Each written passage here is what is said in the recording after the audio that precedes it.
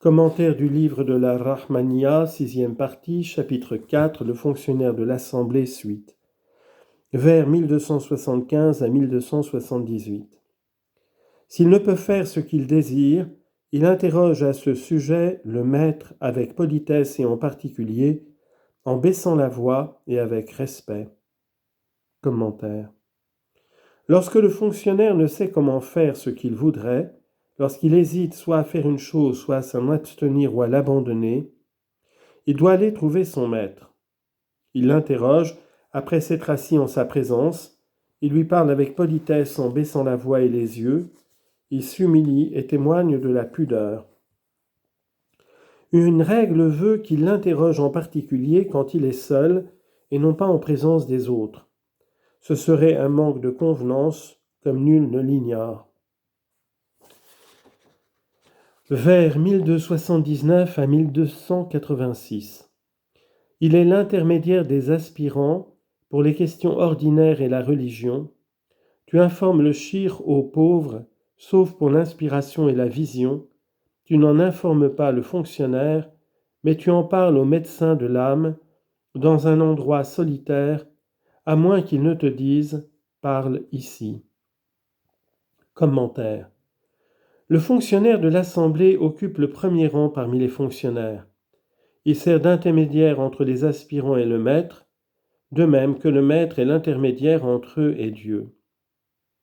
La Torfa explique la règle par laquelle le fonctionnaire, lorsqu'il voit qu'un aspirant veut parler au shir, lui dit « Tu veux dire quelque chose au shir, dis-la moi, et j'en informerai le shir. » Cela pour les questions ordinaires, pour les questions de science ou de doctrine ou les règles à observer au moment où l'aspirant veut en parler.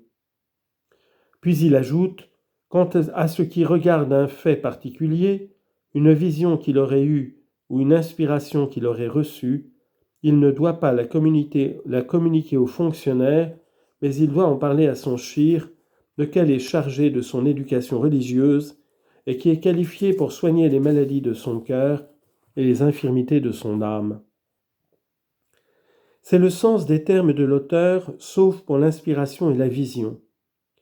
On entend par inspiration chez les maîtres spirituels les bonnes pensées et les choses cachées qui sont communiquées à l'âme de l'homme sans que celui-ci en soit la cause ou ait recherché ces communications. Quant au mot waqi'a, chose survenue, on entend par là chez les hommes de Dieu tout ce qui du monde invisible est communiqué à l'homme de quelque manière que ce soit, par parole entendue ou par image. On veut dire que l'aspirant ne doit pas communiquer au fonctionnaire l'inspiration et la vision, mais il doit informer le shir de ce qui lui est arrivé de vive voix ou par écrit s'il sait écrire. Ce sont là des secrets divins qu'il n'est permis de dévoiler qu'au shir seul. Il ne doit pas lui en parler dans un lieu de réunion des frères ou dans une réunion publique, mais dans des moments déterminés, comme celui où le shir est seul dans sa retraite ou bien seul dans le lieu qui sert à l'assemblée. Cela à moins que le shir ne lui dise « Viens et parle, ô aspirant, de ce qui t'est arrivé, de ce que tu as vu ou qui t'a été inspiré. » Alors l'aspirant lui dit ce qui lui est arrivé même au milieu d'une réunion de gens. Car dit la Torfa, le shir peut se proposer par là de faire un reproche à l'aspirant ou à un autre, ou bien d'exhorter quelques-uns des assistants à se proposer d'obtenir des résultats vertueux. En résumé, les shirs instruits par l'intuition peuvent avoir des desseins particuliers difficiles à comprendre, sauf par ceux dont Dieu a éclairé les cœurs et purifié les consciences. Que Dieu nous soit utile par leur intercession. Amin. Vers 1287 à 1290. Lorsqu'on consultera le fonctionnaire, qu'il expose ce qu'il sait, en honorant le prochain qui l'interroge, il lui fait désirer de suivre la voie des saints. Commentaire. Lorsque les pauvres frères consultent le fonctionnaire sur une affaire qui lui semble bonne, ou qu'il l'interroge sur une question qui se rapporte à la science de la loi ou de la doctrine spirituelle, ou sur toute autre question, il doit, s'il la connaît, les diriger sur ce point et la leur expliquer de manière conforme à leur intelligence. Mais quand il l'interroge sur une question qu'il ne connaît pas et dont il ne possède pas la connaissance, il consulte le maître et leur répond selon ce que lui a dit le shir.